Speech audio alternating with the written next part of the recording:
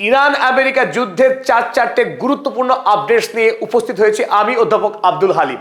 1 নম্বর ঘটনা, গতকাল ইরানের খার্গ দ্বীপে ব্যাপক বোমাবাজি করেছে আমেরিকা, যে দ্বীপ থেকে ইরান সর্বোচ্চ তেল রপ্তানি করে থাকে পৃথিবীর বাজারে। দ্বিতীয়ত, গতকাল সৌদি আরবে প্রিন্স সুলতান এয়ারবেসে ইরান মিসাইল হামলা করে আমেরিকার পাঁচটা ফাইটার জেটের ফুয়েল ট্যাঙ্কারকে ধ্বংস করে দিয়েছে।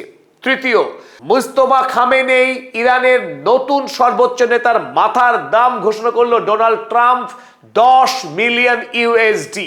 চতুর্থ গুরুত্বপূর্ণ আপডেট, সৌদি আরব সহ মধ্যপ্রাচ্যের আরব রাষ্ট্রগুলো আমেরিকার দেওয়া নিরাপত্তা ব্যবস্থাকে আর তারা গ্রহণ করবে কি না, নাকি নতুন কোন দেশের সঙ্গে সামরিক চুক্তি করবে, তা নিয়ে শুরু হয়েছে জল্পনা। চলুন এবার বিস্তারিত আলোচনায় আসা যাক।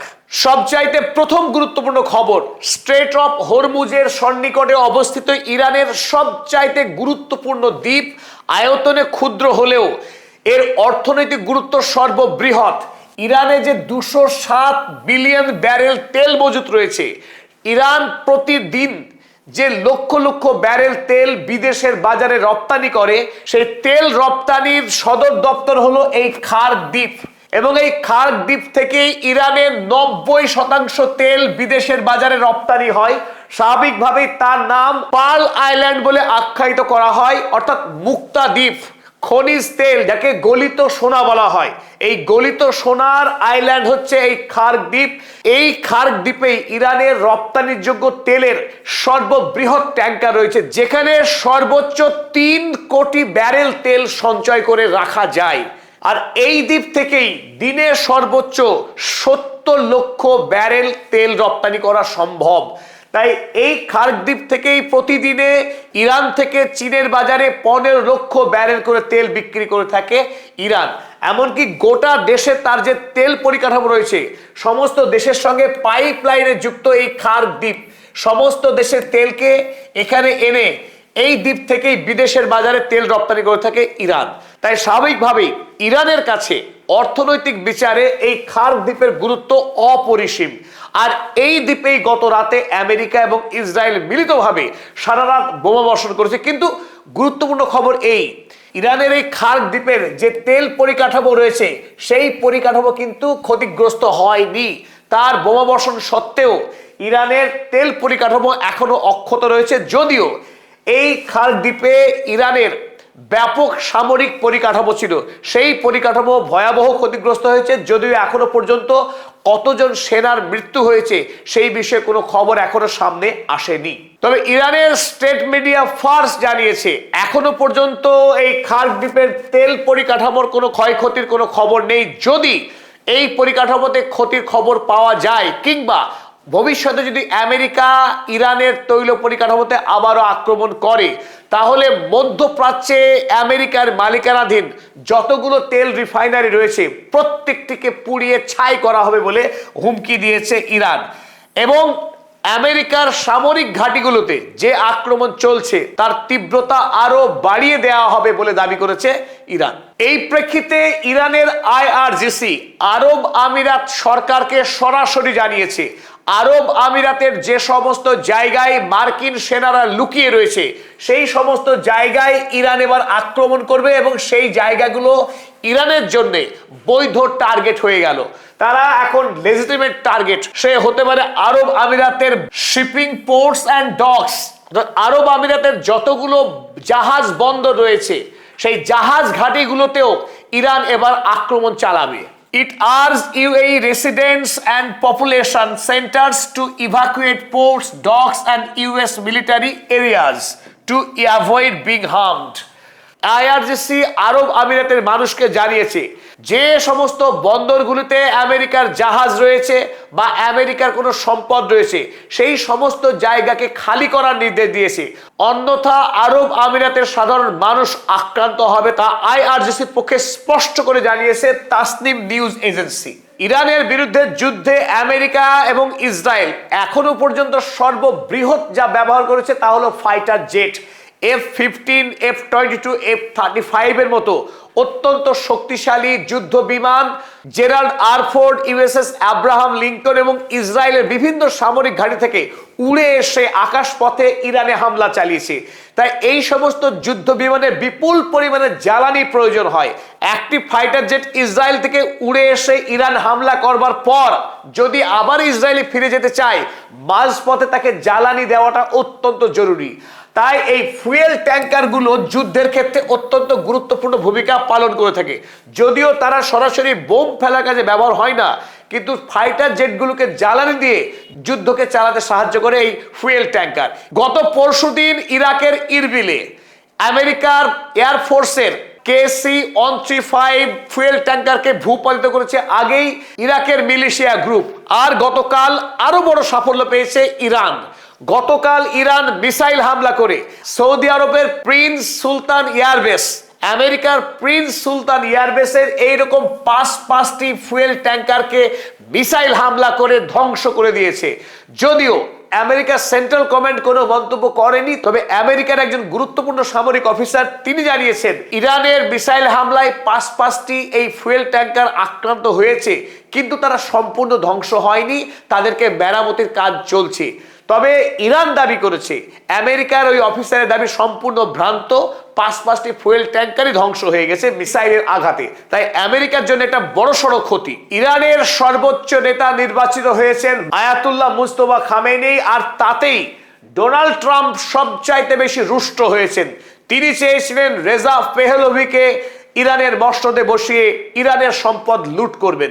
যেহেতু ইরানের রেজিম চেঞ্জ করতে পারলেন না এবং ইরানের সমস্ত মানুষ এই মুহূর্তে ইরানের ইসলামিক বিপ্লবের সরকারের সঙ্গে রয়েছে, তাই ডোনাল্ড ট্রাম্প কোনো রাস্তা না পেয়ে এই মুহূর্তে মোসাদ এবং সিআইএ এর হাতকে শক্ত করতে মুস্তফা খামেনির মাথার দাম ঘোষণা করলেন 10 মিলিয়ন ইউএসডি, যাতে করে ইরানের কোনো মানুষ টাকার লোভে পড়ে ইরানের সর্বোচ্চ নেতা মুস্তফা খামেনির বর্তমান ঠিকানা, তিনি এখন বর্তমানে কোথায় রয়েছেন, চিকিৎসাধীন না তিনি সুরক্ষিত কোনো জায়গায় আছেন, সেই বিষয়ে আমেরিকার সিআইএ এর কাছে কোনো নির্ভরযোগ্য খবর নেই। তাই অসহায় হয়ে যখন এমনিতেই যুদ্ধে হাঁটতে বসেছেন, বেধড়ক মার খাচ্ছেন, স্ট্রেট অফ হরমুজকে এখনো খুলতে পারেননি, বিশ্বের জ্বালানির দাম হু হু করে বাড়ছে, আমেরিকার ভেতরেই সাঁড়াশি আক্রমণের মুখে ডোনাল্ড ট্রাম্প বিরোধী দলনেতার প্রশ্নের মুখে পড়ে, তাতে এই মুহূর্তে তার নিজের ইমেজকে বিল্ড করার জন্য যাতে ইরানের কোনো মানুষ অন্তর্ঘাত করে, মির্জাফরি করে, সেই সুযোগকে বাড়িয়ে দিয়ে তিনি আয়াতুল্লাহ মুস্তফা খামেনির মাথার দাম 10 মিলিয়ন ইউএসডি ঘোষণা করলেন। যদিও একথা স্পষ্ট করেই বলা যায় ইরানের সকল মানুষ ইরানের সরকারের সঙ্গে রয়েছে, তার প্রমাণ গতকাল ইরান জুড়ে প্যালেস্টাইনের স্বাধীনতা দিবস উদযাপন করা হয়েছে। আর সেই উৎসবে ইরানের রাষ্ট্রপতি মাসুদ পেজেশকিয়ান, বিদেশমন্ত্রী আব্বাস আরাগসি রাস্তায় নেমেছিলেন, সাধারণ মানুষের সঙ্গে কথোপকথন করলেন, মানুষের মধ্যে উৎসাহ ছিল চোখে পড়ার মতো। আর সেখান থেকে বোঝা যায় যে ইরানের মানুষ ইরানের সরকারের সঙ্গেই রয়েছে, ডোনাল্ড ট্রাম্পের মতো আগ্রাসী সাম্রাজ্যবাদী নেতার সঙ্গে নেই, ইরান রয়েছে ইরানের সাথেই। তাই বেগতিক এখন তিনি মুস্তফার মাথার দাম ঘোষণা করলেন এই ঘৃণ্য রোগ প্রেসিডেন্ট ডোনাল্ড ট্রাম্প। আরো একটি গুরুত্বপূর্ণ আপডেট যেটা এই মুহূর্তে মধ্যপ্রাচ্যকে সবচাইতে বেশি চিন্তায় ফেলেছে। সাম্প্রতিক গত 10 বছর ধরে গোটা পৃথিবীতে যত উন্নয়ন হয়েছে তার প্রধান কেন্দ্রই ছিল মধ্যপ্রাচ্যের এই দেশগুলো, দুবাই, বাহরাইন, কাতার, ওমান, এই মধ্যপ্রাচ্যের তেল রপ্তানিকারক দেশগুলোতে, এমনকি সৌদি আরবেও চোখে পড়ার মতো উন্নতি হয়েছে। ইউরোপ যখন ধুঁকছে, আমেরিকার অর্থনীতি যখন ডিপ্রেশনের মুখে পড়ছে, সেই সময়ে পৃথিবীর একমাত্র উজ্জ্বল সমৃদ্ধ শহর মানেই সকলের মনে একটাই ছবি, বুর্জ আল খলিফা, দুবাই শহর, আবুধাবি শহর, দোহা, সৌদি আরবের রিয়াদ, জেড্ডা, একটার পর একটা শহর মধ্যপ্রাচ্যের বহুতল বাড়ি নিয়ে মাথা তুলে দাঁড়াচ্ছিল। সেই শহরগুলো বর্তমানে আমেরিকা এবং ইসরায়েলের যৌথ ষড়যন্ত্রে এখন ধ্বংস হতে বসেছে। মধ্যপ্রাচ্য, আমেরিকা এবং ইসরায়েলের যে ষড়যন্ত্র, তাতে যে মধ্যপ্রাচ্যের অর্থনীতি ধ্বংস হতে চলেছে। আমেরিকা প্রতি বছর সৌদি আরব, কাতার, বাহরাইন তাদের কাছ থেকে বিলিয়ন বিলিয়ন ডলার প্রোটেকশন মানি নিয়েছে, কিন্তু আজকের দিনে ইরানি মিসাইলের হাত থেকে তাদের দেশ সুরক্ষিত নয়। তাই মধ্যপ্রাচ্যের দেশগুলো এই মুহূর্তে তারা মূল্যায়ন করতে শুরু করেছে তারা আর আমেরিকাকে প্রোটেকশন মানি দেবে নাকি কোনো অন্য দেশ যেমন চীনের কাছ থেকে তারা প্রোটেকশন কিনবে। আমেরিকা কি আদৌ নির্ভর করা যায়? আমেরিকাকে প্রোটেকশন মানি দিয়ে এখন মধ্যপ্রাচ্য বুঝতে পারছে যে কত বিপজ্জনক এই আমেরিকা রাষ্ট্র। নিজের স্বার্থের জন্য পৃথিবীর যে কোনো রাষ্ট্রকে, যে কোনো অঞ্চলকে মুহূর্তে ধ্বংস করে দিতে পারে এই রাক্ষসী সাম্রাজ্যবাদী রাষ্ট্র আমেরিকা। এই কয়দিনের যুদ্ধেই ইতিমধ্যেই গালফ কান্ট্রিজগুলোর ক্ষতির পরিমাণ ভয়াবহ। দুবাই, আবুধাবি, শারজা বা কাতার সিটির মতো এই শহরগুলির এই কয়েকদিনের যুদ্ধেই প্রায় 70 বিলিয়ন বাজার অবমূল্যায়ন হয়েছে। ফ্ল্যাট বাড়ির দাম হু হু করে নামতে শুরু করেছে। এই মুহূর্তে মানুষ আর দুবাই শহরকে নির্ভরযোগ্য বিশ্বাস করতে পারছে না। দুবাইয়ের বুর্জ খলিফার পাশের হোটেলের রুম যেখানে ভাড়া ছিল 1 লক্ষ টাকা প্রতি রাত, সেখানে এখন ভারতীয় টাকায় 2000 টাকায় ঘর ভাড়া পাওয়া সম্ভব। একদম এটা বাস্তব, কারণ দুবাই এখন পর্যটক শূন্য হয়ে গেছে এই যুদ্ধের আবহে। এই 15 দিনের যুদ্ধেই পৃথিবীর কোনো পর্যটক যেহেতু মধ্যপ্রাচ্যে যাচ্ছে না, তাই ইতিমধ্যেই 40 বিলিয়ন ডলারের ক্ষতি হয়েছে মধ্যপ্রাচ্যের শহরগুলির পর্যটক না আসায়। এবং বিমান পরিবহন ব্যবসা, কাতার এয়ারওয়েজ পৃথিবীর অন্যতম সফল একটি বিমান পরিবহনকারী কোম্পানির নাম, সেই কাতার এয়ারওয়েজে কিন্তু ব্যাপক ক্ষতির সম্মুখীন এই মুহূর্তে।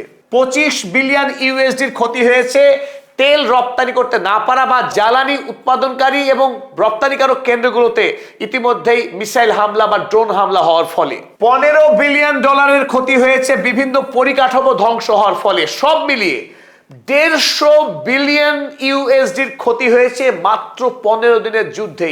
এক বিশাল বড় অঙ্কের টাকা ক্ষতির সম্মুখীন হলো মধ্যপ্রাচ্য। অথচ প্রতি বছর সৌদি আরব আমেরিকাকে 71 বিলিয়ন ইউএসডি করে টাকা গুনিয়ে এসেছে সৌদি আরবের প্রোটেকশনের জন্য।